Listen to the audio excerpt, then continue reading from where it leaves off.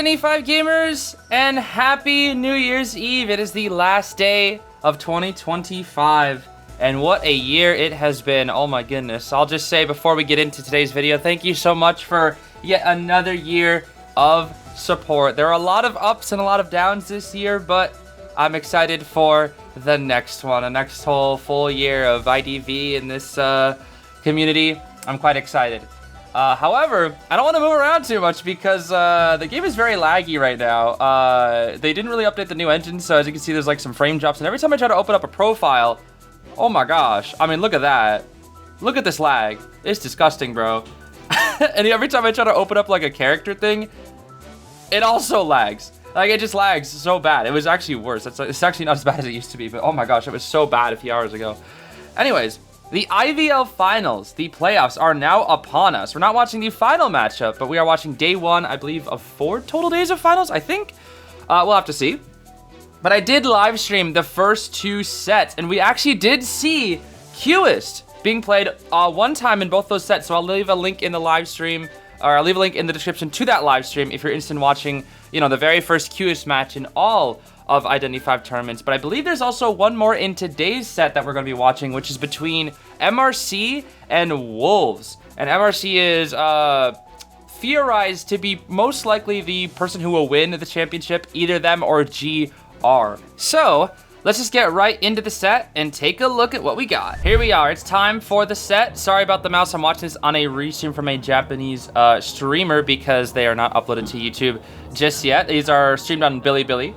And I can't really have good access to Bilibili where things look like they're not like potato quality. So we're just gonna watch off the restream here. So sorry if you hear their commentary, but we will be seeing Choi rocking the Goatman here for the game 1 first half with Enchantress, Lucky Guy Officer, and Gardener being picked. This is actually the first Gardener being played in the finals. Now, Gardener was quite popular in Japan as opposed to China, but she wasn't really played at all in the last 2 sets, which is kind of interesting. We do see Seer, Anti-Puppet, Prof Ben as well. That's just, you know, screaming that he wants to go Goatman. Let's see how this goes. Keep in mind, everybody, that this is not the latest buffs and nerfs, but these include recent buffs and nerfs as opposed to Japan. So things like the Lucky Guy nerf has not impacted this tournament yet, and neither has the Goatman and Hullabaloo very recent nerfs. Those have not impacted this tournament specifically, but we do have Cueist. That is the big thing. Cueist is now in this tournament. Lanternist, however, is not. So if you guys are expecting to see Lances in tournament, she will not be in tournaments until KOA Regionals. And potentially Queen Bee as well. I mean, I'm a huge fan of Queen Bee. You guys already know this. If you've been, you know, watching my channel for a while, I love Queen Bee. I love Entomologist. I love Melly. And I'm really hoping that she will be in KOA, but she might not make the regionals. We'll have to see. Regardless, what we're seeing for now, and what Choi is going to be seeing as these survivors with the peepers here, we got Detention, Trump Card, Giant Claw as well, and that's it. With the Hunter's Instinct on the pathway to Trump Card, we have Borrowed Time Tide on our Officer and our Gardener, Flywheel, Borrowed Lucky, Full Kite, Enchantress, every person with Audience Effect except for our Gardener, every person, or I guess our Rescuers with Healing, actually everyone with Healing except for the Enchantress, and yeah, everything else is on the pathway to their specific traits. I'm looking at a Gosh Star and Flower on the train track or whatever. And I guess it's time to get into our very first match here. Don't ask me what the little spider thing is on the top. It kind of just like is there, and there you can't really do anything about it. It's like a Bilibili ad. Trust me, if I could get rid of it, I would. But it's kind of goofy. Just ignore it. It's fine. Let's see here. Who is Choi going to be chasing down here first? Let's see. We have the choice between Enchantress. It's gonna. Ooh. Oh, wow. Wow. Is that a hit? Woo. Beautiful from Huasi here. Beautiful work here. Gonna chip the Enchantress too. Mr. Choi. I don't know if I agree with that, Mr. Choi. You just gave her a chip. I mean, if this is any other character, I'd agree, but it's Enchantress and she likes chips. She eats chips for breakfast, lunch, and dinner. Not the healthiest diet, I must say. And there's the chip right there, but we have another chip ready. Enchantress is so good right now. Oh my gosh. She really is so good right now. We do get one more hit onto our patty cakes here. Officer's going to have to go back to clone that Cypher. Lucky Guy does get a 50% bot here. Beautiful flywheel being used from Huasi here. We're going to need to see one more little stun. This should be a cage kited here. But do we still go down here? We should still go down here. Bonk, down we go. Okay, but we have a chip. We have a chip. And he might try to get a hit on the officer here. Officer can't take a hit. He has to use watch early. Ooh. This is why you don't want to die on your friend's Cypher. Not very good. We really shouldn't be dying on our friend's Cyphers. Cypher Rush is slow. Cypher Rush is very slow here. The bot is going to help significantly. That's Officer's final tuning here. He can buy a little bit of time, but the rescue won't be damageless, which is unfortunate. Usually officers try to, as best they can, potentially get a damageless rescue, but this officer will not be able to. And if he ever messes up here, it's kind of cooked because his watch is on cooldown now. But it should be fine. Choi's just going to go for a standard. Yeah, just going to go for a standard hit here. And pursuit back after the Enchantress. There we go. Yeah, the big issue for Choi is, like, this was a good down, but dang, he's dropping peepers all over that Cypher. Sheesh. He really does not want Officer to code that thing. Oh, my goodness. I mean, he'll just come back and do it later. I think that's the big thing. But the bot is really hurting Choi right now. That bot, I think, is doing... I think it's going to finish up Lucky Guy's old Cypher while he's on the 50% one, I think. Or no, I guess he's doing two new ones because the... Yeah, I think the bot is just doing... What Cypher is the bot doing? Lucky Guy's right there. Okay, his is the 52% one. The bot should be able to finish Lucky Guy's Cypher. The Gardener's here for the rescue. He's just dropping peepers for Cypher pressure. That's all he cares about. Lucky Guy's going to be forced to spend 20 seconds breaking these peepers. Which is just a lot of time not decoding here. But is it going to be enough for a win is the big question. Cyphers are still pretty good. The thing is, all of this time, Gardener also getting a damage rescue is really, really good here. But all the time that they are buying here, it's offset, or all the time Troy's buying for the peepers, it's offset by the bot. It really is, because look at their Cyphers. Like, these are above average. Despite kiting on a Cypher, despite putting peepers on a Cypher, the Cyphers are above average here. We have a 32% on our fifth one, which I believe is the one right here. And are we Cypher lock? We're going to heal up the officer with our bot. Bot's about to die, but we've made a huge progress with this bot. Cypher Rush and healing. Really, really good here. And now, are our last Cyphers? We have one triple pallet. One in the corner. Oh no. Are we Cypher locked? Wait a minute. I think we are. Oh. I think we messed up. We're Cypher locked. They're all on this side of the map. Oh, that's really dangerous. That's really dangerous for MRC. It's still possible if they can get the Goatman to commit. We do get a flare gun here. But he can quite literally just go back and forth, and there's not much the survivors should be able to do about it. This should be a guaranteed hit right here. Boop. There we go. Now the question is, does he go back and forth with cages, or does he just leave peepers? Because honestly, if I'm this Gardener, I mean, oh, he messed up. He messed up. Choi, no, Choi, you can't be messing up right now. It seems like this area is really hard for him to chase in. The Cypher's already 70, bro. The Cypher's already 70. That's too much. This is really, really, really bad. And he's not even going for the Cypher. He doesn't care. Like, I would TP here, bro. I'm sorry. I would TP here. I guess the problem is Lucky Guy has too many resources now. Oh, my goodness. This Gardener, no, the Gardener Kite. Okay, he had I think he was in a winning position. The Gardener Kite just lasted way too long. This is just way too long. We have Bubble here again. Why are we using Bubble when the Cypher's primed? Oh, we primed it. We didn't actually use the Bubble. We primed the Bubble. And now we see the Lucky Guy, but the Lucky Guy has Perfume. So he can't put up a cage yet, otherwise he'll fall out of the cage. And now we have Gun. Flywheel into Pew Pew. Beautiful from Xiaodi. Realizing that if he doesn't flywheel, the gun won't be enough. He has to flywheel first into the gun. And Shoei will just swap to the Blink just to get the down. Yeah, that's really unfortunate. That's really unfortunate. I think Choi had a good chance to win here, but MRC survivors were just too good, bro. They were simply too good. Wait. But the Prime Bubble? She has a pocket watch! Wait! The pocket watch! From the Lucky Guy! That's actually saving her right now. Wait. One more? Do we have prime bubble? I thought we had prime bubble, or did we actually not prime it? Wait a minute, wait a minute, wait a minute. Choi? Is it enough? Lucky I can get back up. He has to. He won't, but the officer is here. He's gonna chair so close to the gate. That's risky. That's very risky. But there are two chairs very close together right here, aren't there? There should be a chair right here. Oh, he didn't get the chair right there. He didn't get it. Okay, it's gonna have to be this chair right over here. These are still quite close together. The problem is officer's coming. There's still a chance.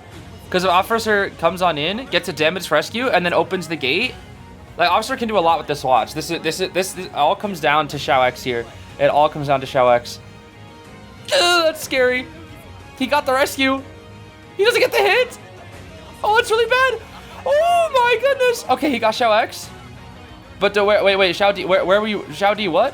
What? Oh my gosh, he 4-killed. He 4-killed from that position, and I think it was actually due to the blink swap to get the lucky guy insta-down, so he could go for the gate. Wait, so I guess Gardner's bubble wasn't primed. I think it was not. I think she must have accidentally used it. Why did she use it when the cyber was primed? I don't understand. I thought she would just prime it. Oh boy, maybe a bit of a blunder there from our Gardner. However, what a beautiful comeback from Choi. That was so good. Bro, look at that. You can see the crowd. You can see the crowd cheering for Choi. That's awesome, bro. That is awesome. Let's go, Mr. Choi. Ooh, and as we can see here, Wolf Survivors are playing a very aggressive team comp here. But Bilo will be going for the Sangria over the Goatman. Now, don't get me wrong. This team comp, I would 100% not play Goatman into, because if you guys know what this team comp looks like and you've seen it before, this team comp's disgusting, because basically you want to chase Mechanic, right? You want to chase Mechanic because she Cypher Rushes so fast, right? Problem is, against Goatman, you don't have the time to kill the bot. If you kill the bot, it eats up too much time and you tie. But if you don't go after the bot, then Mechanic will die very fast, which is fine. But then the Archer supports, and Goatman can barely do anything to Archer. Goatman can chase Archer, but the thing is, if you're chasing Archer, you're not chasing Mechanic, and you get Cypher Rush and you tie. The Mechanic Archer is like, or Mechanic plus any harasser is such a broken combo, because as long as bot is out and the harasser has like a semi-decent matchup into the Hunter, or they're just really good, which is, you know, a lot of archers need to be crazy good, it buys so much time, bro. So much time. Look at all the cosplays out here. Oh my gosh. If you guys saw the live stream, we were going crazy over the cosplays. There's this one Pharaoh cosplay that a lot of the chat was freaking out over. Oh my gosh. I think people are developing some crushes on that gosh darn Pharaoh crush. But for now, we're going to be seeing Borrowed Time knee-jerk on our Mechanic, along with Flywheel on our Archer, Tide knee-jerk on the Mage, Borrowed Time Tide on our Officer. Everybody with Audience Effect, everybody with 3 characters with Empathy outside of the Archer, and everybody with Healing outside of our Mage. We're going to be seeing Blink Attention Trump Card, Rage, Destructiveness, Berserker, Hunter's Instinct on our Sangria here. But I definitely agree with the Sangria pick here, because Sangria is not as weak to harassment as Goatman and Hullabaloo. However, Archer is very strong because she has a good matchup into all 4 characters. She has a good matchup into good matchup into Goatman if you're good. It's not easy, I will say. She does have I think her matchup into Goatman is positive, but it's very difficult. The Archer needs to be extremely good. Hullabaloo is easier, Sangria is easier. Like, Archer can guarantee 60 seconds against a Sangria, I think, unless you bring Excitement. And then Ivy, she can do well against. She pretty much can almost 60-second every single Hunter. Look at that, beautiful 100 shot right there. Gonna take this pallet, or sorry, window vault here. The problem is the Archer does have Flywheel, but we're also not chasing. Oh, risky bisky, but we do get the vault off here, and we do go for the crossbow as well to stall for some time to transition to the next area. Our arrow's ready. We need to hit the 100. Is it enough? Is it enough? Sangria so fast. Oh my goodness. If this was nerfed Archer, by the way, that wasn't hitting. Or this is pre-nerf Archer, I should say. If this is pre-nerf Archer, that wasn't hitting. Oh my goodness. You see, that's what I mean. Against Sangria, you have to hit those 100s, because she can catch up before it matters. You have to hit the 100s, bro. That's why Archer's so hard. She's so tricky. We vault, Flywheel, no, crossbow. Boom. We can drop that Paladin time. We force the blink here. The Flower to prevent. Oh, the Flower to predict the blink. But Bilo is too patient. We use up all the resources, but there, like I said, previously, Archer can guarantee 60 seconds against the Sangria, even if she has to burn everything. And look at these resources right now, bro. They're still pretty good. The mechanic Cypher has, or sorry, mechanic bot is sitting at like 60% left, but it's decoded so much right now. I think mechanics is the Cypher that's a little far behind because her debuff is crazy once you take an injury. And the Archer took a relatively early injury, but you know, that just kind of happens, gets a Sangria. Oh my goodness, Bailu. What a call out, Mr. Bailu. What a call out. Oh, okay, that's the Archer. For a sec, my brain was like, oh, that's the officer. Why is he running into the Sangria? But I got officered, bro. I'll admit it, I got officered. All right, our buddy Bryn will die out over here. And we need our Magician to come in here next. Sangria will grab a little bit of cheeky full presence here while there's a Gosh darn... What is that? Is that a dragon? Is that a dragon up the top? I don't even know what that's supposed to be, bro. Elva01. And a bunch of Chinese characters that I can't read. I do recognize some of them, though. But only because of Japanese. Alright, let's see here. We're scanning around for our mage, but we don't know where he is. But he's coming in. He's coming on in here. Mr. Mage, we need a good, clean rescue. We're going to TP back. Oh, that's a bad TP back. That's a very, very, very unfortunate TP back. That's going to be a damage rescue onto the Mage. No body block to give any potential rebound to the Archer. We're just going to die out in the corner. Try to get a hit on our Magician here as well. No, don't lose track of your Archer. Yeah, don't lose track of the Archer. Cyphers are, despite it being a mechanic, these actually feel a little bit slow. I can't lie. The Archer's kite was average. They double Titan it, and yet the Cypher still feels slow. I don't know why. I really don't know why. Actually, no. It's not that slow. No, it's a little slow because we have TP. Yeah, this is weird. I don't know why the Cypher is extra slow. Is it because no audience? Wait, did they not audience effect? Is that why? I actually don't know. Okay. Bot is chilling. Oh, that's a dead bot right there. Yep. Okay, that's fine. They don't really lose much there because that bot only had 10%. So that just bought a little bit of extra time. And we already just swapped TP, so we know it's not abnormal. Because she probably would have abnormaled right there. Now we're going for weather. Our Magician. Wait, we're gonna switch to our mech. The mech has a perfume here. Jelly has a perfume. Careful, Jelly, careful. That mechanic skin is so goofy, bro. Look at that. That's one of those like thrower mechanic skins. Like if I see a mechanic playing that skin, I'm assuming they're throwing. I don't know, bro. I feel like there's like those throw skins, you know, and I feel like that's one of them. But it seems like Jelly's locked in right now. Didn't even take any damage here. There's 6 Cyphers already 70%. I mean the officer. Wow. I don't even think Bailu was in that. What? Dude, you know what's so crazy is I was like, he's gonna get a second one. I could feel it. That one she was in. The first one, I don't even know how she was in. Okay, both Cyphers are primed. They need to just pop here because. Oh wait, no, they'll probably wait for a hit. Yeah, wait for a hit, then you pop. Oh, the messed up dash. Yeah, that'll be fine. That'll be fine. The messed up dash, that's good enough. Yeah. Oh. Bailu with the respect on these now. Oh, so close. So close, and he missed another dash. He's gonna red light. Ah, there we go, beautiful. Beautiful, even with TP though, it's not enough. We're gonna TP, it's not enough though, it's a tie. Good tie. Very, very good tie. Very, very good tie. Actually, you know what's funny? I think Magician could have self-healed in time because she didn't have TP up. And the shadows would have disappeared. Interesting. Maybe it would have just barely been up. Maybe. But it wasn't up immediately.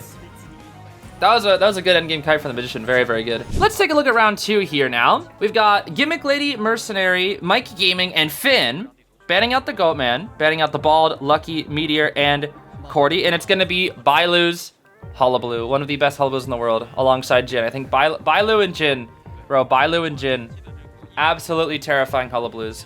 45% win rate is still quite good for Hullabaloo. Still quite good. Because that's just his win rate. That's not even taking into account his tie rate. So very, very solid win rate here from Bailu. And as you can see, I mean, you look at these bans, especially Escapologist. Hullabaloo's ban Escapologist. I don't feel like there's many other characters in this game that ban Escapologist, at least to my knowledge. He's still a relatively new character, so I'm not gonna sit here and claim that I know everything about Escapologist. But I do know that at least for Hullabaloo really hates Escapologist. For those that don't know, Escapologist has like a little built-in flywheel kind of thing where if you're a regular hunter and you swing at him, the first swing he'll just kind of have a poof of smoke and he'll move forward a little bit. It's like a built-in flywheel almost, I want to say. And you don't even have to like press a button, it just kind of automatically happens. But for Hullabaloo, he needs to hit 3 times just to trigger that. So it can make, especially his rescues and his chases very annoying. Sometimes Hullabaloos will chase Bald, and the Bald will be able to last a good amount of time because of that little extra hit. And for rescue, it's just really annoying because Hullabaloo, as a character, his biggest strength is double downs, because he has no attack recovery. But it's so hard to double down a Bald when you have to hit him basically 3 times. Now, we are going to be seeing Borrowed Time Knee-Jerk on our Faro Lady and our Finn. Mike Gaming's rocking the Borrowed Flywheel with our Merc on the Borrowed Time Tide. We're going to be seeing healing on everybody except for our Finn. We're going to be seeing Audience Effect on everybody except for our Mercenary. And then everything else, I think, we have Acrobat with Empathy along with our Mercenary as well. Everything else is just on the pathways to our final traits. We're going to be seeing Inso Trump. I didn't get to finish it off, but Inso Trump Warp is the main thing being brought out here from the Hullabaloo, which is the more aggressive build. Kind of what Hullabaloo needs more like. I've talked about this in the past where Hullabaloo meta has been kind of switching back and forth. It used to be Inso Trump every single game, and then it back in Koei 8, and then it kind of moved to a Inso Detention Warp, and now people realize, well, I can still tie with, you know, Inso Trump or whatever. So we might as well go it because it has higher potential to 4-kill / 3-kill. I still think Inso Detention Warp is still quite good because as long as you're able to get one single person down before the end game, Hullabaloo can always 3-kill because no attack recovery equals stupid. It just needs to like, he just needs to like wither out a lot of items. But we're actually be chasing the Gimmick Lady out here first. Let's see how she gimmicks the Bailu. I don't think Bailu's gonna get very gimmicked here. Yeah, that didn't, okay. Yeah, so we have used up both wands here, and it hasn't really done anything. Let's go for our clone here. It's back up again, though, because it was very early. Thanks to the Far Lady buff, it is back up quite early once again. Now, are we going to get gimmicked here, Mr. Bailu? Are we going to get gimmicked? Let's see here. So far, no gimmicks. So far. Ooh. Okay, the gimmick is over. And we go down. Okay, that was honestly not the worst kite. We kind of the gimmick actually kind of helped out there a little bit. That bought like another 15 seconds. And this is the type of character that you want to down in the early game versus late game. I always say that Far Lady is a very weird character because the same amount of time that she will buy early game is the same amount of time she'll buy late game because her gimmick is literally just invisibility. So early game and late game, she is at her exact same strength. But that's why she's a much better late game character due to the fact that she can. Oh, double down Merc, double down Merc. Do we get it? Do we get it? Do we get it? Do we get it? We get it. We get it. We get it. That's huge. That's huge. That's huge. That's huge. We double down the Mercenary. That's huge. That's exactly how Hullabaloo wins. I do not think Wolves can tie this anymore. Or sorry, I think Wolves can only tie this. They can no longer win. That is a guaranteed tie now, unless Jelly just becomes the second coming of Unpi at this point. Okay, we do go down here. Mercenary's down as well. Cypher Rush is decreasing, but we do see Audience Effect to help us out here a little bit. But right now, I think Bailu has a very solid chance to win here thanks to the double down. And like I was saying, bro, this is where he excels. This is where he excels. And Fire Investigator getting the wanted order is very unlucky here because now we know we can pressure down this Acrobat, but the Mercenary is going to come in. If the Merc comes in, it's another double down. They're going to sell at this rate because he has constant vision on the Finn who is not coming in. The Acrobat's not coming in. He's just full committing to this Mercenary now. And he burned out yet another pad. He knows they're full on selling, so he's just going to warp to the Mercenary here. Merc does go down and gets terror shocked. Oh, dear. And it's basement, too. This is a 4-kill. This is a 4-kill. I mean, this is exactly what MRC needs because Wolves is in the lead right now. They already have the round win and a 5-point lead. As you can see, the 7-2 is the score. Bailu needs us to even up the game. So what Wolves has to go for here at this point is dungeon. They have to go for a dungeon play here. That or they're just gonna sell the Mercenary, and I guess I guess maybe they'll just.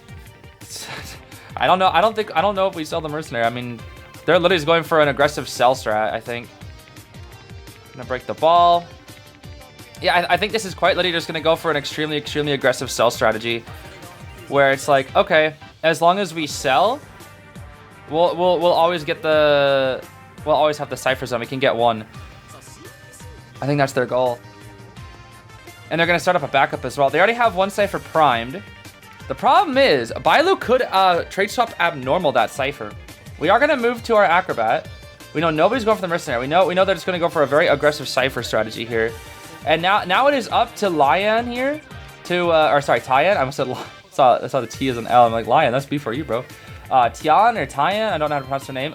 They messed up the bomb, looking like a Kazuneko bomb right there. I'm telling you, bro, this guy Kazuneko will mess up bombs on purpose and it will work out. We don't quite get the cheese, but ooh, jump again.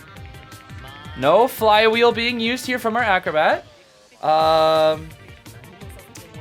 here's the thing. The Bailu just TPs. That's it. Bailu just TP. Yup. The Acro could not kite long enough, bro. He just could not kite long enough. He needed to kite longer, but unfortunately, the Cypher that he was doing was in a really bad location. So at this point, we have to kite for Dungeon now, where I don't even know where Dungeon is. It's not over here. Gonna slow vault here. It's right there. It's actually at Big Bar. I think that's why Finn was doing this Cypher. Problem is, no items, no knee jerk, and you're up against a full pres Hollow. This is not going to be easy, bro. Gotta play little mind games here. Ooh. And that's the Terror Shock and the CG's. Okay, he had to play risky. Wolves played a little too aggressive there. They played way too aggressive, and unfortunately their kite time just wasn't long enough. Somebody needed to kite there, but nobody kited. Bailu just dominated all of them. So really good stuff from Bailu. Now the set is completely even, unless Choai gets a 3-kill. If Choai ties, then the set is completely even. But yeah, that just goes to show that Hullabaloo is still good. I got people telling me all the time that Hullabaloo fell off, and I am still a Hullabaloo believer. He's just not nearly as good as he used to be. I always say that. But we're going to be seeing for round 2, second half, we've got Arrow, Meteor, Merc, and Antique Dealer out here, betting out the Sangria from the side of Choai. And then we got Seer, Bald, Patient, Mike Gaming. I think we're probably going to go... Oh, the Choai Clown? Really? Wait, I thought he was going to go Hulla. His win rate 75%. Okay, well, he's only picked it 4 times. To be fair, but of the 4 times he's picked it, he's won 3 times. For those that don't know, Choai's clown is the best clown in the world. He is the best smiley face like to ever grace this planet, and he loves this character more than anything. Like this is his like soul main. You know, every there's a lot of hunters out there in tournaments where you're like, okay, you gotta know the meta, right? You gotta know the meta. But a lot of people are known for their specialty pick, right? And there's sometimes you have characters whose specialty are the meta. For example, everybody knows Peter, right? Zeta Peter. We all love Peter out here. Peter, his specialty is Sangria, who is already meta. But then you have something like Choai, whose specialty is Clown. So it's like, no one is ever gonna be at the same level as Choai Clown. And that's the thing that's so scary about his clown. Because how do you practice for that? You can fight so many good clowns, but no clown is the same as Choai.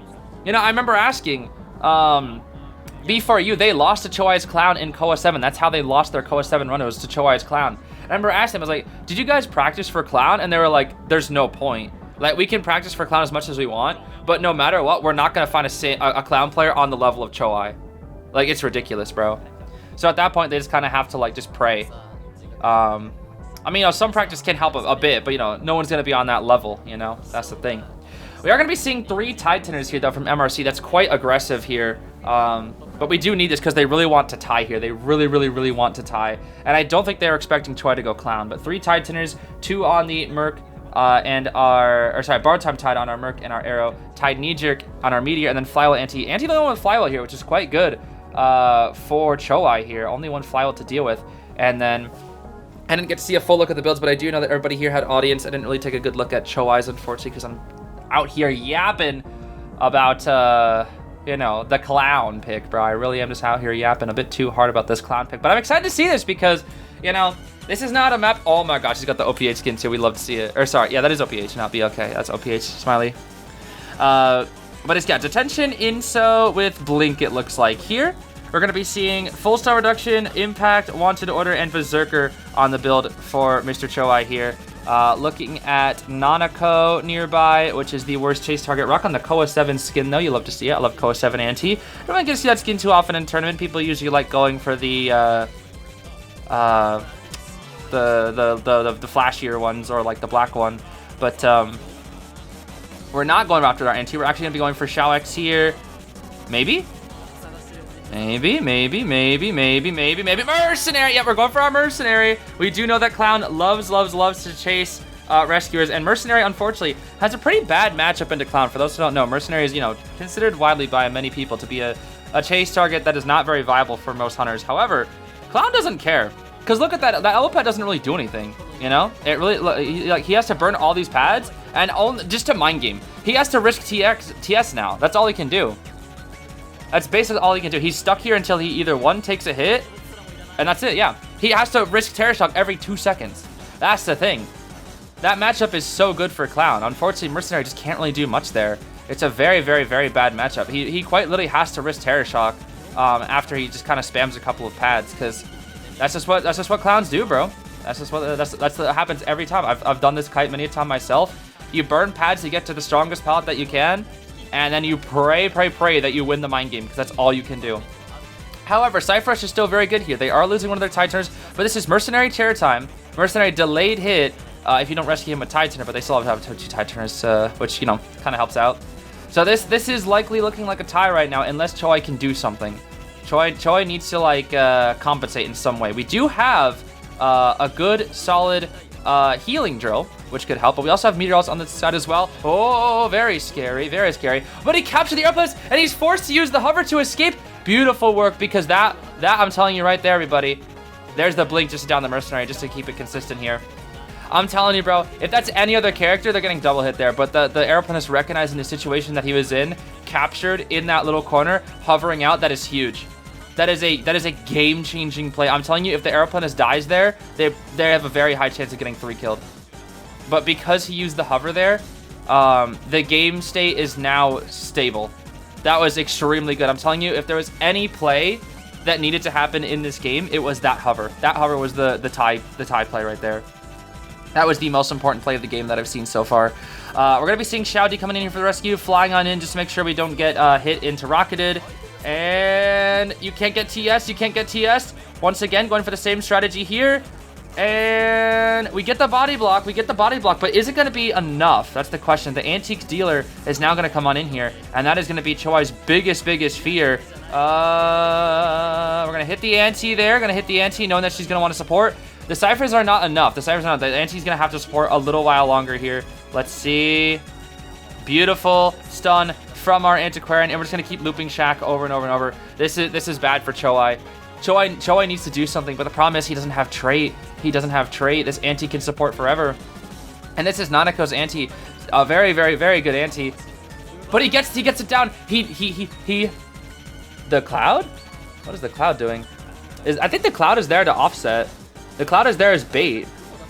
The problem is Xiao X is about to get to 2 really strong pallets on this map, and Choi needs this down like within the next 10 seconds. If he can't get it down in 10 seconds, the Mercenary delay damage is going to be long enough. I don't really know what he can do here. He has to use Clown's fast vaulting. Oh, it's not going to be enough. Mercenary delay damage. Mercenary delay damage is going to be enough. He's going to have a pad for endgame too. It's not enough. Choi's going to tie this. He might not even tie this. He's actually going to lose this. He's going to lose. Oh no, Choi. It's too much, buddy. It's just too much. He knows the Mercenary's stuck back there. He's going to have to switch here. He's going to have to switch for no. Nanako. He's keeping eyes on Nanako. He doesn't. He needs what he needs to do here. I think I know what he's doing. I think I know. He's gonna try to get both of them at once. He's keeping track of both, but he wants to ideally blink the anti or keep her far away from the gate. He'll hit the Mercenary with his drill, and then he wants to like maybe blink detention down the anti, but it's not gonna be enough. Yeah, anti's too close. He doesn't have trump card. It's too much, bro. MRC got him. They really got him. Oh, unfortunate for Choi. Really unfortunate for Choi. Yeah. Really unfortunate for Mr. Choi. Yeah, you just go back here, buddy. Come on. I don't really know what he's doing right now anymore. He like that they already left. He knows, he should know where the mercenary is. What a shame for Choi, bro. What a shame. I mean, to be fair, this map is not the greatest for Clown. It's doable, but it's not his greatest map. If this was Chinatown, this would be a different story, that's for sure. But unfortunately, now Choi with that game makes it so that Wolves is now no longer in the lead. MRC now has the lead by 2 points. Well, they may be down, but they're not quite out just yet. Choi also betting the little girl, which is interesting. And it is Cueist. He's going for the Cueist, the Marcus. As he shoots the ball into the crowd, bro probably took somebody out. Oh, never mind, he brought it back. Yo, Cueist, you gotta stop throwing things into the audience, bro. Somebody's gonna get hurt. All right, let's see. We're betting out the Op, we're betting out the Hullo, we're betting out the Seer, Novelist, Finn, and Little Child. Little Child, niche pick on this map for those who don't know. Tied to a little girl, very niche pick on this map, but not a terrible strategy. As the servers are seeing Patient, Cordy, Escapeologist, and Professor. You don't really get to see Professor too often in the later rounds. He's usually a round 1 character, specifically for Goatman, typically, and I guess Ivy too. Maybe that's what they're expecting now. I think the Professor's for Ivy. They're probably expecting Ivy here, but it's Cueist instead. Now, Cueist is going to be interesting because we have seen 2 Cueist matches so far, and to give you a little bit of spoilers, everybody, Cueist has gotten a tie and a loss. So I really don't know how good Cueist is going to be for tournaments. I really don't know, because my theory is that I don't think he can get more than a tie. I think he'll be good for ties, but I don't think he can get more than ties. I don't think Cueist will ever win unless survivors mess up. That is my current theory. And I'm kind of waiting to see, like, if that you know, I'm kind of waiting to see that theory being proven to the test, whether Cueist can actually be a winning character in tournaments. So we'll see here. We'll see. I don't really know what his good matchups are either. This is all like very new stuff to me, so I'm quite excited to see how it's gonna go for Mr. Marcus here. Let's see what we got. It's gonna be Borrowed Flywheel on our Patient and our Professor. We've got Knee Jerk tied, Bald, Bar Knee Jerk on the Cordy. Everybody with the audience effect, of course, because we do need it. Healing on every character except for our Patient. And then everything else is just on the pathway to our final traits. We're going to be seeing Detention, Insolence, Blink, Fast Palette Break, and Overwhelm from Choi's Cueist here. And that is all. Just keeping it simple with the Max Palette Break. According to a lot of the top Cueists that were in my chat, when we were watching, they said Cueist needs to have Fast Palette Break no matter what. That he like absolutely needs Max Destructiveness, you know, 9 times out of 10. So it's really tough for Cueist to be adaptable with the builds unless he plays extremely risky. But let's see here. We also see, as opposed to... Oh, never mind. Okay. So Cueist has a very interesting strategy that I've seen in the last 2 times, is where they would walk to their target instead of doing this. And then they'd have like 5 things to use their chase with. But now we're going to be seeing Choi just use it immediately to get onto this Bald. They are going to be losing their Tide Tinner here. Their only Tide Tinner, mind you. We're going to try to red light here quite a bit, but Bald's going to set up the smoke to get the speed boost here. And now Choi no longer has... Oh my gosh. The smoke saving this Bald, bro. So hard. Oh my goodness. He's going to go back into smoke, get another speed boost here. Let's see. We can go for getting to this pallet here. Going to set up yet another smoke here. The smoke allows him to get to the pallet. He's going to get to this one, but the impulsive is going to be enough to get the hit there. And now we have Blink and we have Cue Ball. We're going to be decreasing that Cypher just a little bit here. And Bald is waiting to vault the pallet. Blink here. Oh, that was so close. Oh, that was so close. Choi almost misses Blink. Oh, that was so close. Very, very close. Okay, we did throw out the Cue Ball just to threaten the Acrobat off the Cypher a little bit here. Or sorry, the Patient off the Cypher, not the Acrobat. That is not Gosh Darn Mike Gaming. And he's just going to keep working on the Cypher. He doesn't care. He's like, yeah, go ahead and decrease it, bro. Go ahead and decrease it. Now he's going to be forced to get off. Cueist really wants to pressure the Cypher as long as possible, because when that timer hits 35, it will go down by another 15. But the Patient is being forced to use a hook here to avoid taking the hit here. And now the Cypher goes down, as we can see. And good Cueist should never miss their Cue Ball. It's going to get somebody. It's going to be the Patient. He'll go for the hit on the Patient. We want these hits. We need these hits as a Cueist. We need these hits as a Cueist. Problem is, we're not getting another hit till Cue Ball's ready.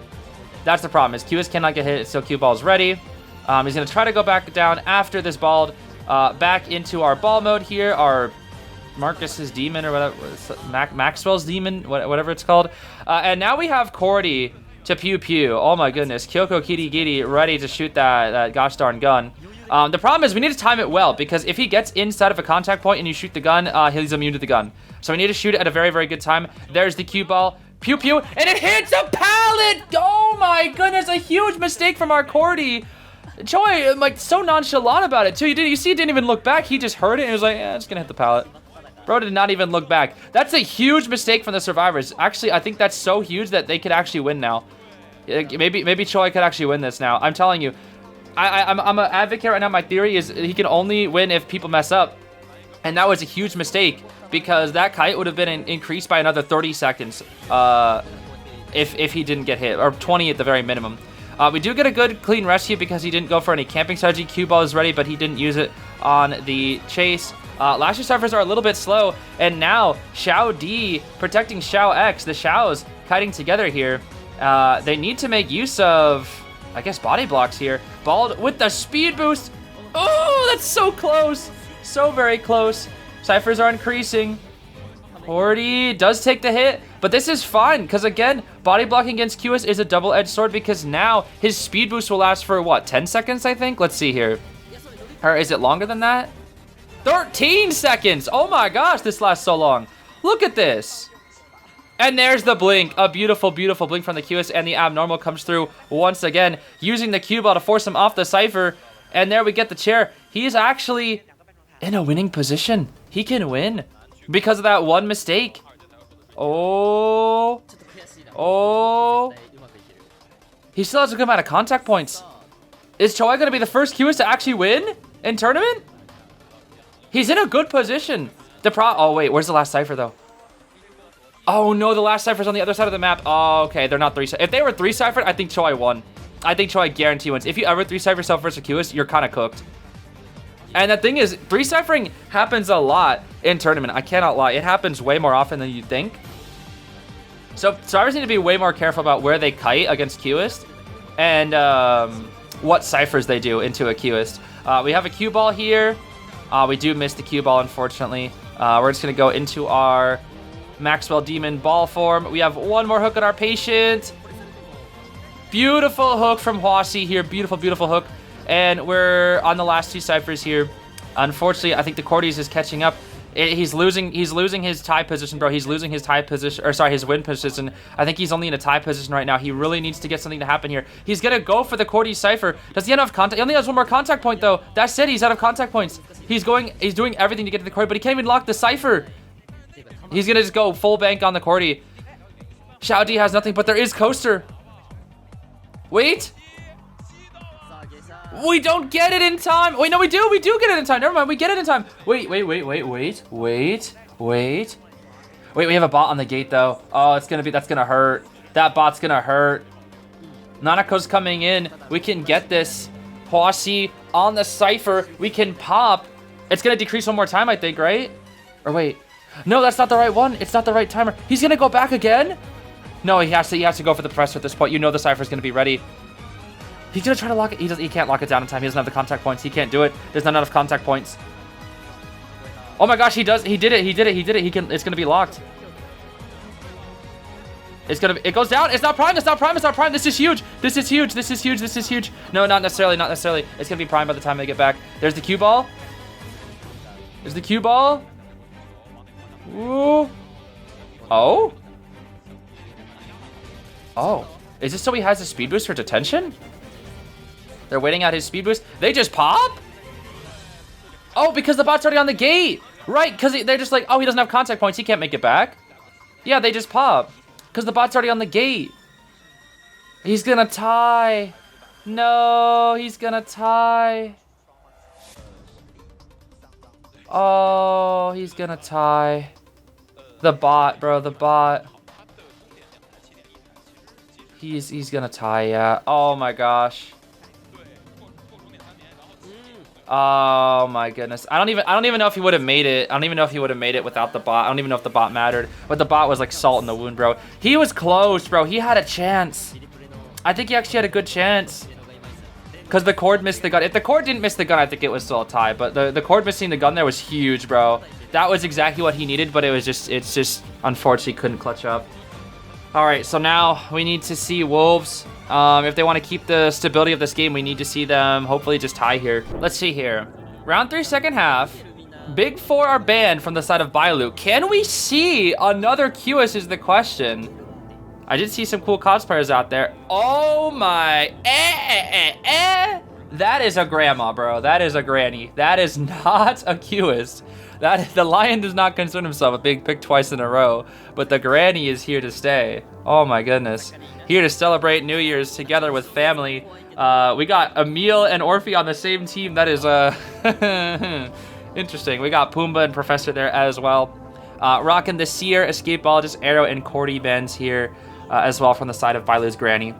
Now, I mean, Granny is a solid pick here, but the Novelist I think is going to be the most annoying thing for her, I assume. Actually, Professor can scale the Vine, right? Professor can scale the Vine, so it's quite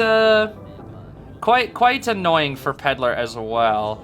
I don't really know who you chase here, honestly, as Peddler. I really don't. They're protecting their Wildling here as well, so yeah, I really don't know who you chase here. Probably Professor or Novelist, I'm gonna assume. Now, what do we got here?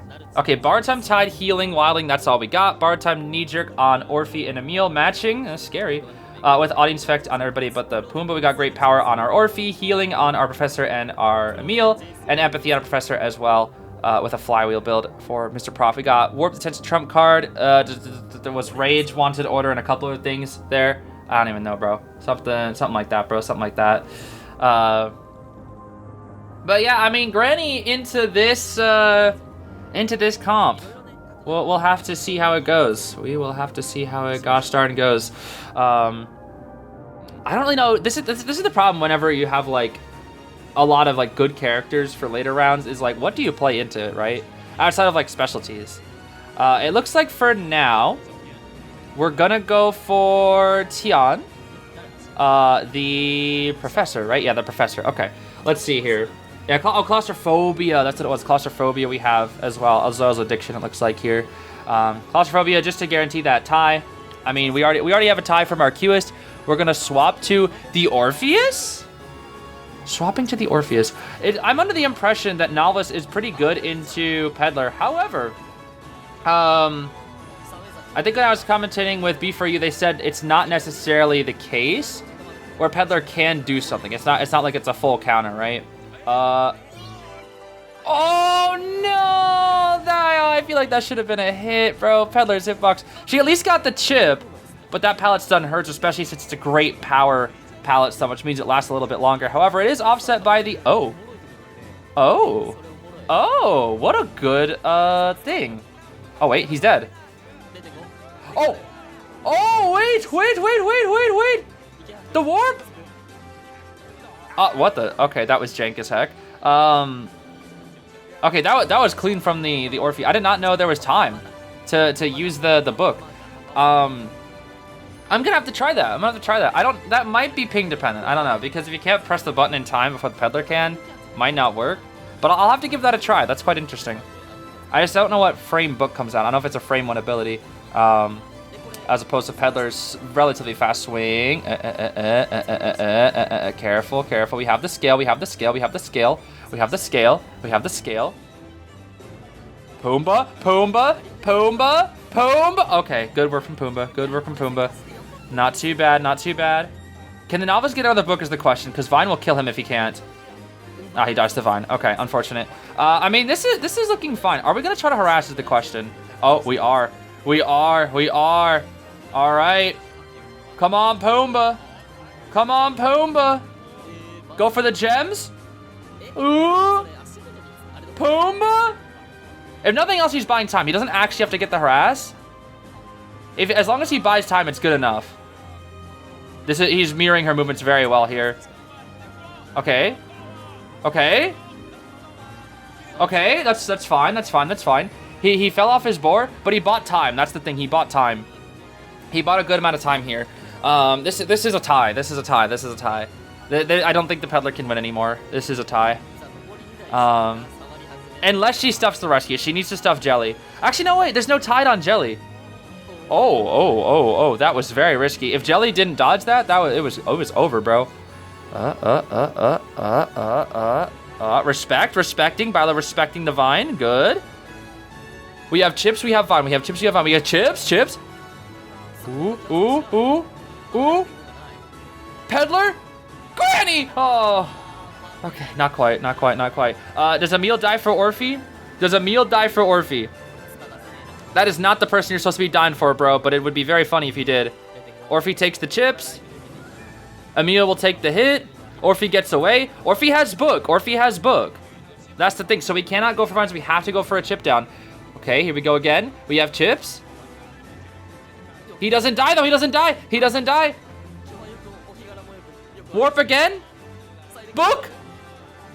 It doesn't. Yeah, you can't. Yeah, there's nothing, bro. There's nothing. It's too close. Yeah, the warps were so good from Bailu. Really. Wait, that's the last cipher. Oh my. Wait. Oh, Pumbaa. Oh my gosh, if he got on Pumbaa any sooner, bro. That was gonna be crazy. Why is the last cipher right there, though? Oh my goodness. The last cipher being right there is scary, bro. I mean, they just play it slow here. She just used trait. She's got plenty of resources, but we're gonna start up a new cipher. The only one revealing himself is the professor. This is very smart. Tian revealing himself, very smart. This is what you do in a late stage game like this when there's 3 survivors left, 2 injured. The one who has the higher survivability can decode. The one who has the lowest survivability needs to hide, and the one who is full health can like kind of just like show their face to the hunter. So Professor and Wildling can decode because they're not really at any risk. Especially, Wildling can especially decode because he's very far away and there's no teleport. And Professor's constantly keeping eyes on the Peddler's location as well. So this is very, very smart from Wolves. Very good strategy, very good late game survivor strategy here. This is exactly what you want to do. Unfortunately, in ranked matches, people kind of greed a little bit too hard for Cypher progress and they explode because of it.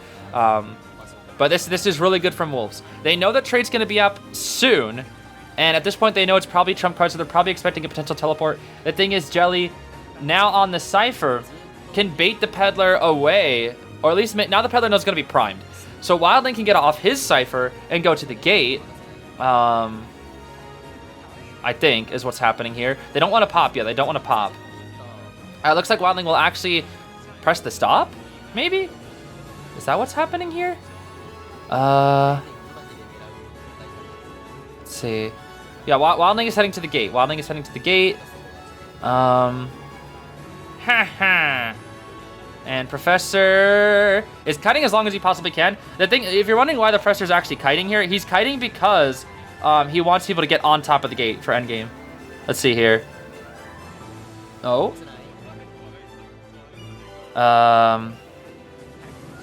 Okay, now I don't really know what's happening. The Peddler really wants to down with chips. I think they're trying to find an opportunity to pop. Do they pop now? No? What is happening? They're going all the way to 3rd. I feel like you would just pop here, right? Like, they're stuck in animations. If they popped, the gate was already 50. Okay. Well, now she's on this side of the map with Warp. What is happening? Okay.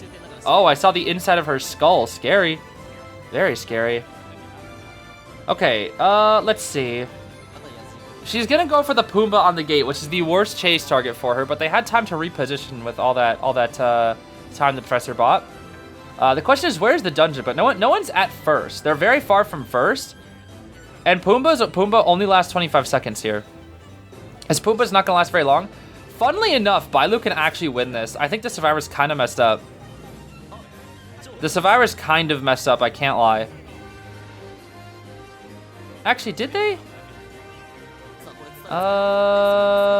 Dead. Okay, he's dead. No one's on the gate. She has TP.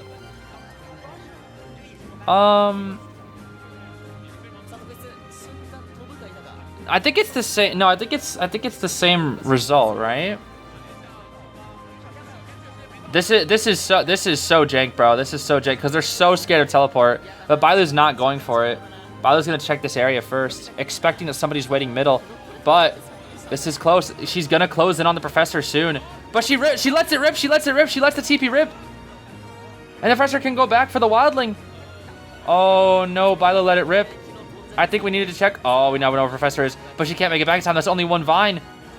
That's one vine. Okay.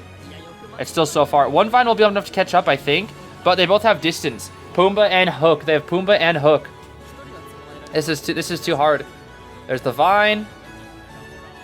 We caught up. They get a tie guaranteed here, but can they 3-man is the question. I don't think they 3, but they definitely tie. We just go for another vine here. I think Pumbaa goes for a gate and Professor tries to kite. Oh! He scaled it. He scaled the vine. He scaled the vine. He scaled the vine. Flywheel, flywheel, flywheel, flywheel, flywheel, flywheel. Scale. Oh, he dies to the chips. Oh my gosh, 1 second. If he flywheels, he probably makes it. Oh my gosh, that was so scary. Bilo nearly got 3 escaped. That was way too close. Way too close. Oh my goodness. Whew. That was scary, bro. That was very, very scary. Now it's time for round 4. This is looking pretty even, but I still think MRC has the point win for now. And we are going to be seeing Goatman and Cueist ban from the side of Wolves. Bilo banning out that bald again here. What do we have access to? We have access to Ivy. They gave Bilo Ivy. And they're going Painter. Painter is actually... Oh. On arms? On arms? Wait, is this buff Geisha? I think this is buff Geisha, right? I don't know for sure. I'm like 80% sure this is buff Geisha. It might not be though. However, huh? Geisha on arms? I mean, okay, whatever. We're betting out Seer Escape, Meteor, Lucky, and we've got Cheerleader, Grave, Arrow, and Painter as the Survivor team comp. What is a Geisha doing to this comp?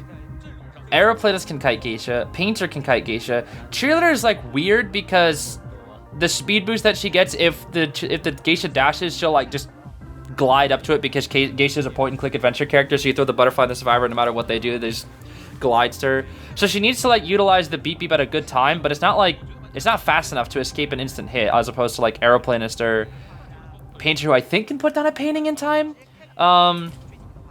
Maybe, or at least he can put down the painting like when she thinks he's gonna dash, then maybe get distance. I actually don't really know. I don't feel like Painter's that bad into Geisha, potentially. However, the Cheerleader I feel like is the biggest weakness here. I still don't know why we picked Geisha on this map though. I really don't. Maybe the Geisha players can educate me why, but I don't. It is my assumption that Geisha is not the best on this map. I know there's a lot of tall walls that she can kind of, you know, go for cheese through a little bit, but maybe this is just buff Geisha. Maybe this is buff Geisha diff. Who knows?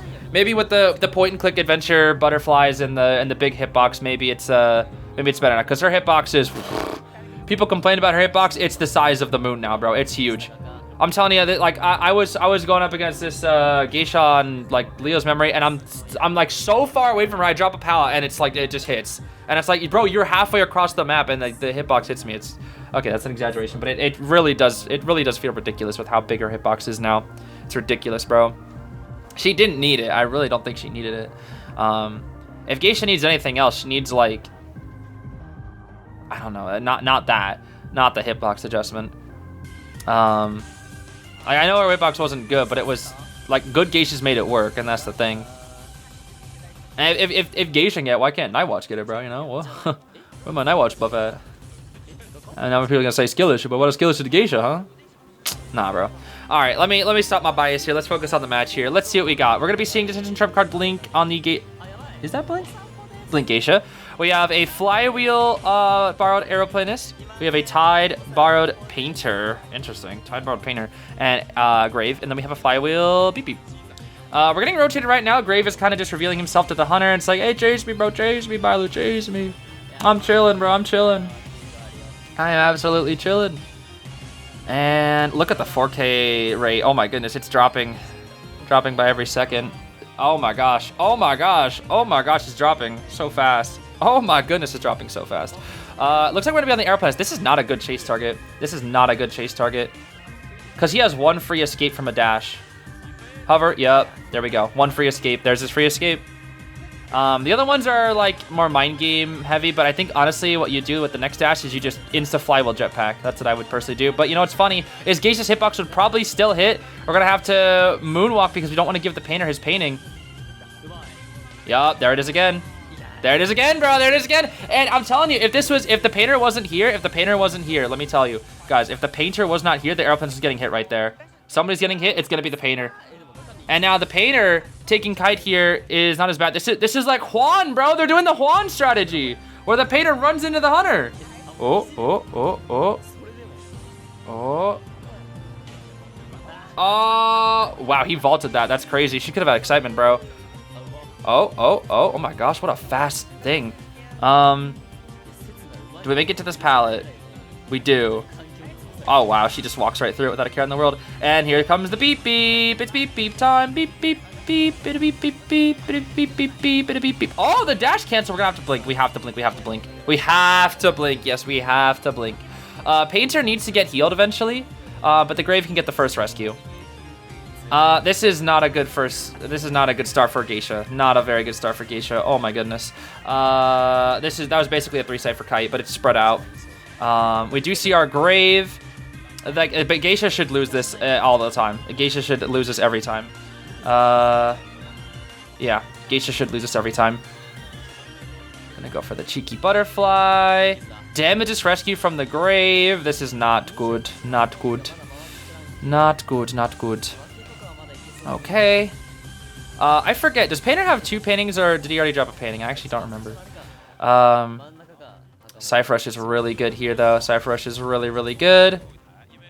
Aeroplanist will die. Flywheel. I don't know if Fly will be ready by the time he gets rescued. It's going to be very close because... Oh, no, it won't be. Okay, it will not be ready. But if they force a Tat recovery with the Painter who is getting healed, is... No, he's just going to decode. So they're not going to Titan her a second time. Interesting. Very interesting. They're not going to utilize Tide Painter. Huh. Okay, she just wants to speed up the pace of the game, get the rescue off. Wow, we're stalling. We want to stall the rescue as much as we can.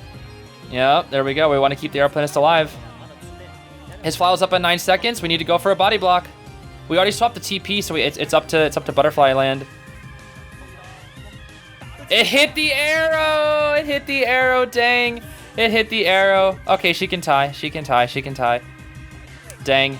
That was literally up to luck, because I'm telling you, bro, if she... Oh my gosh. Wow, rage bait. That's just rage bait right there, bro. Truly. Oh, Painter got nothing. Painter got nothing endgame. Painter got nothing endgame. But then again, neither does she. There's no TP. No TP, no TP, no TP. Wait, they can actually steal 3, which is crazy. Oh, she's gonna try to cut off the beep beep, but the beep beep has a beep beep. She's got a beep beep. She's got a beep beep beep beep beep beep beep beep beep beep. Painter has tied, mind you. If she dies near the gate, they can tide out. Beep beep. Oh. She has flywheel. She has flywheel. Flywheel. Oh, she's gonna lose. Wolves. Wolves. What was that? Oh my gosh, that was insane. I gotta give it up to the beep beep. That was crazy. I don't think Geisha was the pick there, bro. I mean, she almost had the tie, but I don't know, dude. Hey, maybe she did need the buff. Hitbox didn't really do much there now. Geisha needs a different buff to be stronger. Dang, that's tough. Well, I went back to check. It actually wasn't buff Geisha. Just so we're clear on that, it was not buff Geisha. We're gonna see Choai pick Ivy here. Oh, right, he actually can't pick Ivy. He actually can't pick Ivy. Ooh, Ivy into this comp though is a little. Oh, 0% win rate, huh? Interesting. Maybe he tied. Maybe he tied. Who knows? Embalmer, Explorer, Grave, Prospector. Prospector's annoying for Ivy. Very annoying. I remember back in Opera Ivy meta, we saw Prospector was a very, very, very good round 2 character because once Opera Singer was gone, and the strongest 2 hunters left were Ivy and Anne, I mean, Prospector kind of just, ran the show. But Explorer and Embalmer. versus an Ivy on a small map like this is a little risky because we don't really have a lot of strong kiters. So if that Explorer gets found out, it's dangerous. Embalmer will lead to fast Cypher Rush, but low survivability. And Choei, I mean, Choei knows this character very well. So, I think he can win. I think Choei's in a good position here, actually. Outside of the prospect is going to be the X factor, you could say. Kind of an annoying thing to deal with in this matchup. We are going to see full kite on the Explorer. You know, no Tide ready up for the Ivy, potentially. We got Knee Jerk on our Embalmer, Flywheel on our Pros, Tide on our Grave. Everybody with Bard except for Explorer. We got Audience on everybody. Explorer with Airwalk. Healing on everybody except for Explorer. Actually, no, Explorer has healing too. Everybody with healing. Okay. It's just healing Audience on everybody. With Muscle Memory, Embalmer, Webbers. Of course, on our Nordson. And then Ivy, I think, just had the most center bit of all time. I don't even have to look. Detention, Insolence, Blink, Hunt. Actually, I don't know what else the thing she builds after the new Persona buff. I actually don't know. Berserker? I don't know. Impulsive sometimes. I guess some Ivies do bring Hunt and Impulsive, but it's usually Hunt is the biggest thing. All right, spin that one around Miss Ivy, and let's see what we got going on. Oh, was it Claustrophobia? I think it was Claustrophobia. Okay. Let's see. Let's see. Yeah, it was Claustrophobia. Constrained, Berserker, Hunt, Claustrophobia. That's what it was. Okay. Gotcha. Let's pressure down the Grave. Bro was not expecting. We're chasing the Gravekeeper. Okay. I mean, that's fine. We lose our single Titaner here. And Ivy, if she wins a Mind Game against a Gravekeeper, he kind of just dies really fast. Hunt is triggered, but it will go away now because of the Pallet Break. So no more Hunt. The Hunt is now recycling. We're going to explode out of our shovel. Not even going to bother getting spooked out of it. Just going to explode out of it just for the distance here. Now, are we going to get the spook or can Gravekeeper Mind Game it? Spook. He's looking to the left. Gets in the shovel. The spook has been dodged. That's very not good for Choei. We really needed to hit that spook. If we hit that spook, he not only gets out of the shovel, but we get a good hit on the Grave there as well. And we might want to go for a main body scare here. You go for main body scare. You don't actually try to hit her first. You want to walk on top and main body scare. Walk on top, main body scare. Ah, there we go. Main body scare. Doesn't get the follow-up though, unfortunately. And now we get blinked down, and the ciphers are quite slow, but it's fine because we have an Explorer page to compensate for it. But even then, they are quite slow. They are indeed quite slow. We got about a half a shovel. We're going to switch targets? Oh, we're on the Explorer. Wait. Oh, the flywheel? Okay, good flywheel. And he's below 60 as well. Huh. So she's gonna force the Grave. This is an interesting strategy. She's gonna force the Gravekeeper at some point to get healed, which is slowing Cypher Rush. And I think he's getting healed right now. No, he's not. He's decoding. Interesting. So who's gonna rescue the Explorer? Is anybody gonna rescue the Explorer? I mean, I will say Choei is struggling with this chase. We are struggling quite a bit with the chase right now. This is a very weird Ivy game, but this is like it's not a fundamental Ivy game. This is a really weird one. I mean, the Explorer is also kind of like way too long. I can't lie. We do still have Blink, but the Cypher Rush is like pretty good. This is not looking good for Choei. He can still tie without too much trouble, but I don't know if he can win anymore. We actually get the heal off on the Grave. I'm guessing thanks to the healing buff right there. Really helped out with the speed of that healing. And Grave can pick up the decoding page, and this is just going to be looking quite bad now for Choei. We still have Blink, though. We do still have Blink in full presence. Spook. No spook needed. No Terror Shock. Very good. 60 on the Grave. Ah, yes, sir. We're going to get that double down, so we can't use that page. That's going to delay what's coming. It's still not going to help too much, but it's going to delay it. And maybe delaying it is enough. We'll see. But at the moment, if it's not... Wait, what? Oh, we're going to chair the Grave. Okay. This is good because it's going to force another person off the Cypher. And then we can full presence onto our Explorer, and he just kind of dies. Doesn't have flywheel. Let's see here. Not quite yet, not quite yet, not quite yet. Oh. We'll pressure down. We're not tunneling the Explorer. Interesting. We're gonna avoid the. Yep. That's smart. She doesn't want to. Choi doesn't. Choi doesn't want to go for the instant magnet, but he pushes himself back instead. And now we have another chance to go for Terror Shock, but he has another chance to go for instant magnet. No, instant magnet. Okay. Ooh, that was risky, bro. That was risky. Choi could have swung, but I think he instant magneted to avoid the thing. That's why he instant magneted, I think. Blink. There's the blink. That's a very late blink. The Cypher's primed. No, Prospector has the page. It's not primed. He's gonna harass though. He's gonna harass. Does he make it? He doesn't make it. Okay. He does not make it. He's 99. Oh. But the magnet! That's why Prospector counters Ivy. The magnet. Beautiful. And now the Cypher is primed.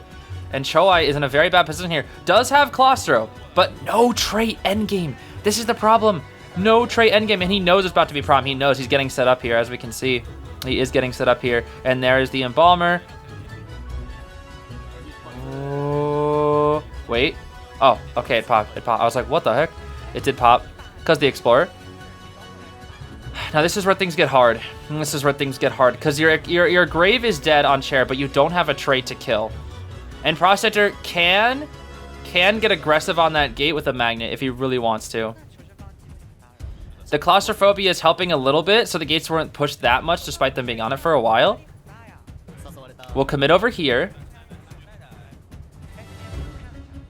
This is going to be a very hard end game for Choi. Ivy excels when there's 3 people, but 4, it's really hard. 4 is challenging. Good pushback into the stun. Oh my goodness, Nanako's Prospector is working right now. Absolutely putting in the work. The 9 to 5, bro. The salary is gonna be looking good. We got Explorer, who has been coffined here now. We're gonna TP back to the other side. But the magnet. Oh, we get the Prospector. We need the Prospector right now. But while we chair, Xiao D's on the gate. And the thing is, you have to kill him, but if you kill him, he's got a coffin, so this is a very aggressive play. They're just pushing the gates now. They don't even care anymore. They're just pushing the gates. They're forcing Choi to make a choice, but there's too many survivors up in the late game. He can't do anything. There's nothing he can do. And if he leaves, Xiao D will get the rest. He needs to force Xiao D up, but Xiao D's going to leave so he doesn't get forced out. He wants to go for Xiao X. Xiao X is bait, but if you go for that, you get the rescue. There's too many people. There's too many decisions that you have to make. It's too much. You can't do a 4-person endgame. It's too hard. 4-person game is too hard, especially when you have no trait. There's the bait. He takes it. Choi takes the bait. The blink is ready. He needs to get it. Now, he gets it. But the problem is, they're both going for the rescue, and the gates are open. And there's one tablet over there, but they're gonna get it in time. They're gonna get it. That's it. GG's. That's it. No full presence. No blink. Choi's gonna lose again. And with that, bro, it's still a tie. Isn't it? No, it's not a tie. MRC is winning by points now.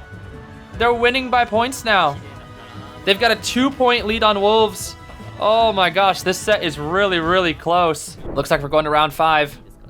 And we see the Goat and the Cueist have been banned. They're saying Bailu, go Ivy, bro. But he's going Clown on Chinatown with the same skin Choi used. Wait, no, it's not. It's not. No, I saw the skin in the preview, but the Choi used the OPH. Oh my gosh. All right, we got Beep Beep. We got Grave. We got Arrow. And we got Anti. This is a decent synergized comp. Cheerleader actually does well with this comp because she can refresh everybody here. Bilo also betting out the Escapologist, Lucky God, Meteor, and Seer. The decoding is slightly slow with this team comp thanks to Cheerleader and Grave. But it's fine. This is workable into a Clown. Cheerleader's not the best into Clown, but if she has Flywheel, it's slightly doable. Gravekeeper's chillin', Anti's chillin', and Arrow's 50-50. His hover is very good, but otherwise he doesn't really have much. Arrow's pretty tough into Clown, especially on this map. Yeah, as we can see, they're protecting their Arrow and their Cheerleader, the 2 weaker characters, while the Auntie and the Grave are taking slightly more dangerous positions since they actually have items that can work into a Clown. But, you know, Cheerleader and Arrow Planners, they're going to be staying safe, while the Gravekeeper is probably going to be the one to decode. Auntie might also want to try to hide a bit as well. But, you know, the longer the early game lasts for the Clown where he's not doing anything, the better. That's what I always say. And on Chinatown especially, I mean, people consider Clown to be S tier on this map. You know, you gotta respect it. Love to see the Coney Melly in the back there, too. Hi, Coney Melly cosplay.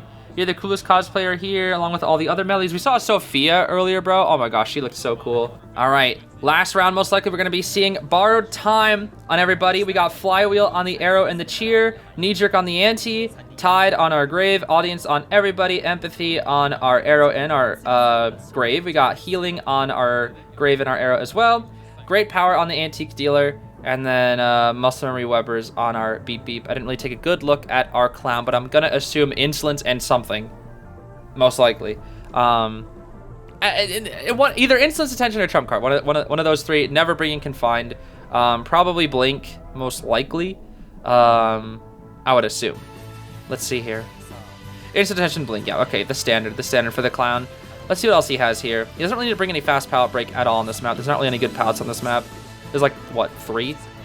But he does. He actually brings Destructiveness, Berserker, Constrain, and Control Freak. And he's looking for the Antiquarian here. Now, unfortunately for this Antiquarian, she doesn't have Flywheel, which is going to make things a little tricky. But we do have Flute. We do have Flute. Let's see here. There's the first Flute. Going for the long-range Flute there. That's a very good Flute to use there. Especially since it's easier to hit as opposed to these Mind Game Flutes. We go for the double up, but it doesn't matter because, say it with me now, tolerance on the path to insolence does the job for you. Makes Auntie so hard to play. She goes for the double smack and it literally does nothing, bro. We love tolerance, and she's dead. She's dead. That is crazy, bro. That is crazy that you played Clown into Wolves. You know, Wolves, playing Clown into Wolves? I almost feel like there's a bit of disrespect there, you know? They have Choai, the best Clown on their team. And you play Clown into them? That's like if I had a team and they like somebody played Night Watch into my team, you know? That's saying, bro. You know? That's crazy. Like picking your Hunter's specialty into their own team. And now you're winning with it. In fact, you're doing better than Choai. Now, granted, the Ante didn't have the best build, and it's a better map for Clown. So there is that to consider. But this will be an after half rescue, knowing that the Ante can't really do much here. Oh, wait, that's not a good rescue. Why did we 51 the Ante? Hello? That was literally like a 55 rescue. And we dropped down hit. Why did we 51 the Ante? Why did we not just hide? Hello? Am I stupid? What? Dude, he got an elimination 2 minutes into the game. The Ante got a kite of like 30 seconds.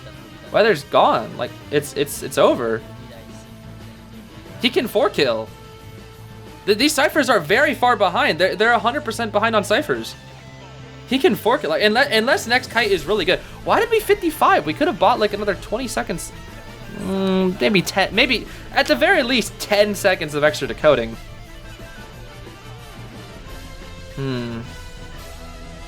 This is where things get dangerous because it's full Prez Clown. He still has trait. The BP has Flywheel. The Arrow has Flywheel. They're in safe areas if nothing else. They are in safe areas. Arrow will either go for Flywheel or Jetpack here. He's gonna get hit. Yep, he's gonna get hit. He's gonna get hit. I knew it. I saw it, bro. I could feel it. I could feel it. We do refresh our Arrow. We do indeed refresh our Arrow. That way he has something to work with here. Will he use the hover or the hover? And then Byler just crashes into a wall, which is fine. They are catching up on Cyphers significantly, though. I cannot lie. I must commend they caught up on Cyphers very fast. Cypher's crazy, bro. Cypher's crazy. They're kind of keeping him in the OP area. They're literally just like, yeah, let's keep kiting in the strongest area on the map. Make use of Hotel. This is where Clown is his weakest. And now we have like a guaranteed Flywheel end up here. Oh, but Jelly misses the Flywheel. We missed the Flywheel. Oh, maybe they're saving it. Maybe they're saving it. Maybe. Let's see here.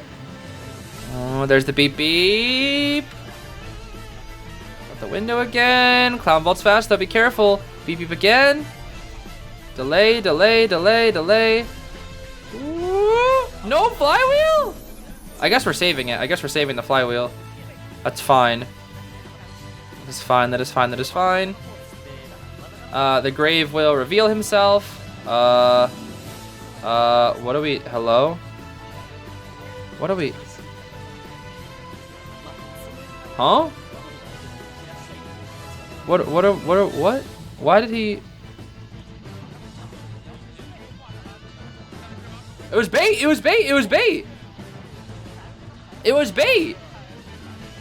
Wait, but he can't pick up the chiller. She'll struggle. She'll 100% struggle. Yeah, she 100% struggles. Yeah, and to guarantee it. Yeah. I didn't even need to do that. She struggled regardless. Okay, let's go Wolves. Let's go Wolves. Yeah, they said never pick Clown into us, bro. We'll make the comeback. We know what to do. Ian Avanti explodes and dies and we 55 rescue. We still somehow tie because Cypher Rush. Yo, Jelly's never hitting a flywheel. Oh my gosh. Jelly's not. Maybe it's a bait. Maybe it's a late game bait to basically say, hey, I don't have flywheel, and then last second they're gonna flywheel. Right here. Surely now's the time. The flywheel. The beep beep. Whee! Whee! Oh, it's too. Oh, the lag. Too much. Dang. They went for the. Yo, the stream is jittery now. Oh my gosh. Okay, probably Billy's bugging, but hey, they got the tie, bro. They got the tie. What a good tie, bro. What a good tie. Bye beep beep. Into the chair you go. That was close, bro. That's the second time Wolves almost clutched up a dungeon. Just seconds away, bro. Here we are, likely the final game of the day. What will Choai play? We don't have Clown anymore. What's it gonna be, Mr. Choai? Do we go Ivy again? We need to try to 3-kill. It will be Ivy. It will be Ivy. But this is a scary team comp. We got Mike Gaming, very consistent kiter. We got double decoder with Mech and Priz. And then we have the forward. And not to mention, Choai just lost with this character. He just lost, and he's still gonna go Ivy. I think this is the right play, but I know he'd be able to go Clown right here. I know he does. Well, maybe not. Prisoner, forward, Mech, maybe not. But if anybody could do it, be Choai. Now we are gonna see Seer, Grave, Finn, and Cheerleader bans, which is fine. Especially the Finn and the Cheerleader. I think especially Ivy needs to get out of there, because Finn is like a super hard counter to Ivy, especially in the late game, and then Cheerleader is as well. Well, I wouldn't say hard counter, but she can avoid full presence with a single beep beep. All right, so Choai needs to 3-kill, MRC needs to tie. That is the win conditions here. We will not actually. Yeah, I think it's impossible to see overtime here, no matter what. It'll end in this match. So the win conditions are MRC survivors, they need a tie. Choai needs to 3-kill. If Choai cannot 3-kill, then it will go to MRC.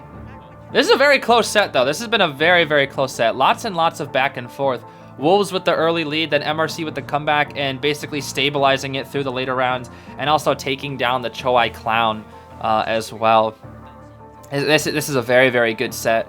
It's gonna be full kite on our decoders, and we got forward and Mike Gaming with the Tide Tenor Bar. We're gonna rock healing on our forward, nothing else.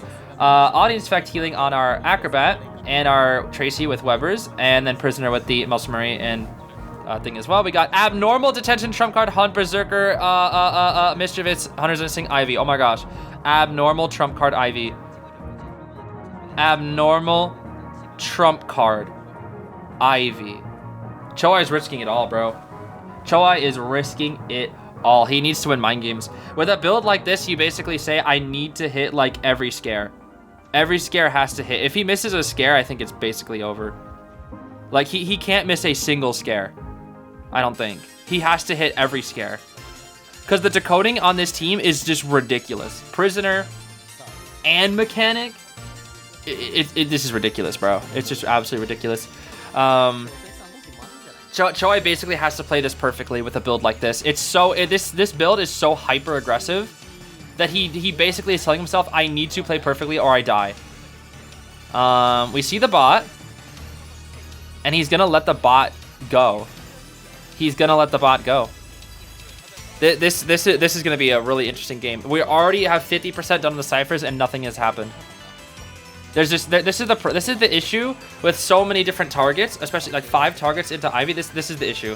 We are going for the mechanic, and she's running right into the Ivy, which is not the best for Xiao Di. We get the scare, but are we gonna be too scared to vault? That's the question. We slow vault, but we use the knee jerk to get the speed boost here. We're gonna pressure down the forward here once again. We're gonna watch the forward.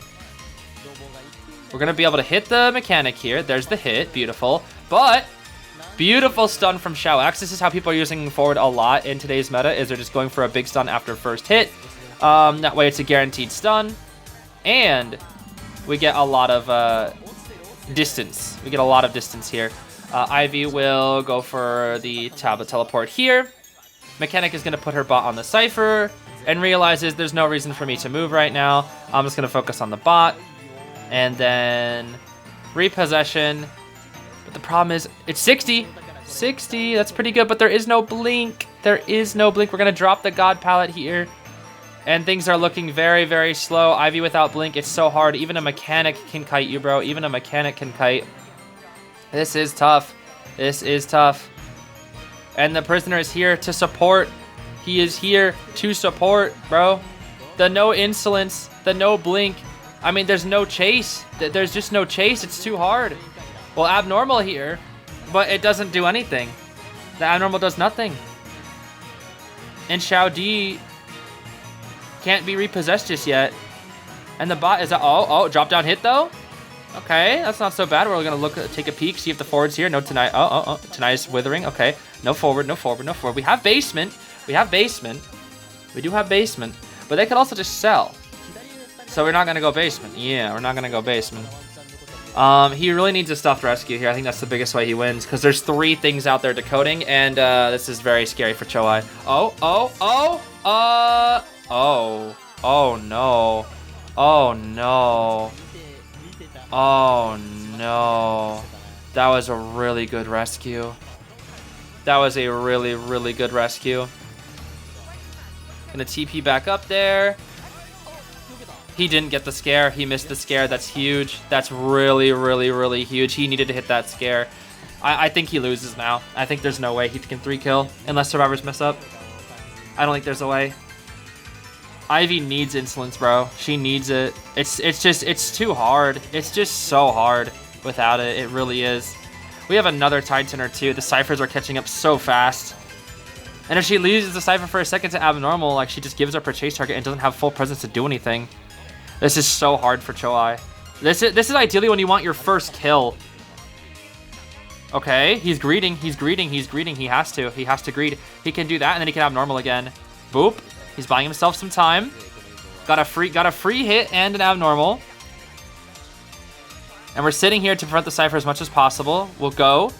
We have to hit the acrobat. We need full presence. Just hit hit anybody. Hit anybody. It doesn't matter. Hit. You just need a hit. You need a hit. You need a hit. You need a hit. Now you have full. Now you can maybe kill. Now you can kill Xiao Di potentially. You need to kill with full. You need to kill with full. Because we're 19. We're 19, so it's guaranteed. It's guaranteed. The acrobat will be there to body block. Full. Okay, we get the hit. We get the hit. Forward is nowhere to be seen. But the ciphers are going to be ready soon. We do take care of our mechanic, but they're going to pop. The thing is, he has trump card. So he has one thing up his sleeve, and that is teleport. He can teleport with Ivy, which, like, low-key is terrifying. He's gonna wait for the prisoner. And now he'll do it. The big thing is he has trump card. That is, like, huge for him. The trump card, bro. The trump card. If the survivors mess up, it's over. They need to tie. They can. The thing is, all the agency is on them. They can play so safe. They can play so insanely safe right now. They have no reason to push these gates. Everything's on Choai, bro. Everything is on Choai. It's all on Choai. He has to make the plays. He has to make the plays. The survivors can just sit in good areas. He has to be the one to make the plays. The problem is prisoner has literally everything. No flywheel. No flywheel. Oh. No spook. Pallet's still there. Oh, no! No!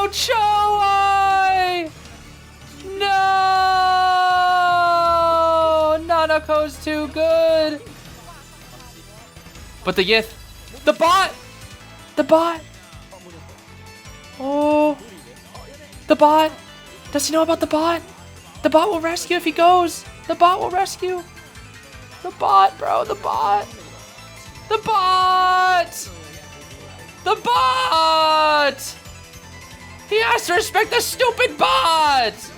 Joe, no, it's over, bro. The bot the bot seals the deal, bro. That's it. The bot seals the deal, bro. That's it. That is it, bro. The Wolves is gonna lose, bro. Oh man, the bot, bro, the bot. Oh man, he's gonna get threed. He's gonna get threed. Oh, Choai. No, Choai. He's gonna get three-piece. A three-piece chicken strip and fries. Oh, Choai. Unfortunate. His Ivy got threed twice. I gotta give it up though. I mean, for an abnormal detention trump card Ivy, that was impressive. But the bot, bro. That team comp is just so hard. I don't know what you do against that team comp. I really don't. I really don't. That team comp is just too good. But good stuff to MRC beating out Wolves. I don't know if Wolves eliminated. I really don't know how the structure of the bracket works. I didn't really get to see the bracket. However, I hope we see Wolves at least one more time before the tournament ends. Regardless, that was a good match. Really good match. Good stuff to all the players.